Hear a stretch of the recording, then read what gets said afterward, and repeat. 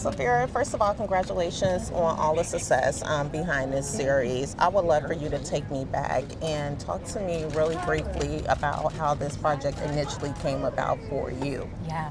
I was working on a show called Pen 15 when Natasha Rockwell approached me. The project was living at HBO at the time, and she was looking for someone to come on board to be a showrunner.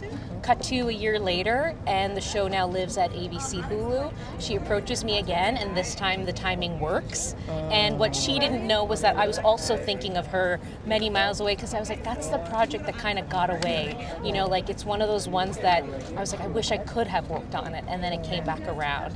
And so when we talked about what she wanted to do and I read her script, I was like, and when you meet her, it's like, how can you say no? You know, this is a woman you want to be in business with. What was that working dynamic relationship-wise with Natasha and pairing so closely with her on this comedy series? Yeah, we said it was like a creative marriage, and she would often call me her creative Sherpa or doula.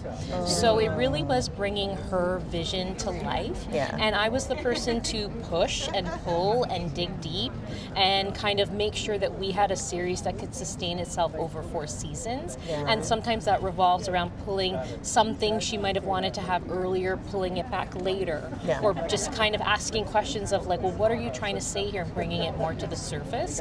So that's really was my role with her, just kind of having been someone who's run shows in the past, but really kind of being in it with her and believing in her, being like, I want to help you make this so that the world can see it. And having worked on so many projects like over the duration of your career, how does this particular one measure up to the ones that you've been a part of?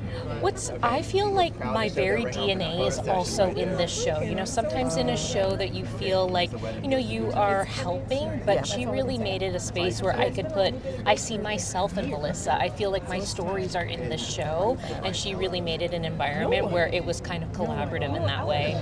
And before I let you go, one last question. There are a lot of ebbs and flows with this particular series, obviously starting from episode 1 on up to episode 8. What is it that you ultimately would like for viewers to grasp from this particular project?